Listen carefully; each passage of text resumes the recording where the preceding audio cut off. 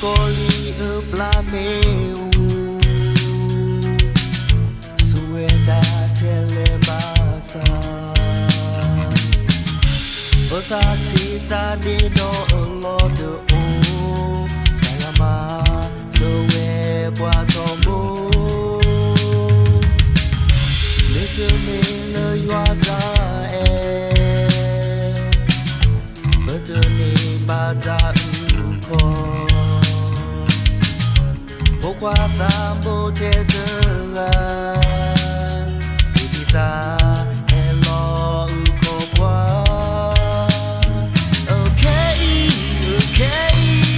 Il me dit quoi le ha bloqué le takita now Ta sourage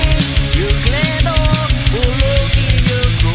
Dito que ghetto Ta que polo you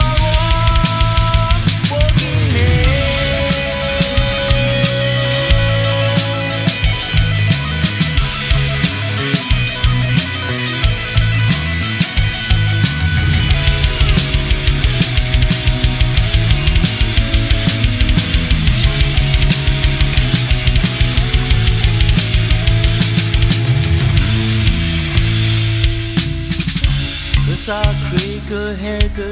no Si ma pete ke ma Hoko po te pa to to we Ti da le yo qua te pule Me te me le yo ta Bete ni ba ta ko Pourquoi ta beauté de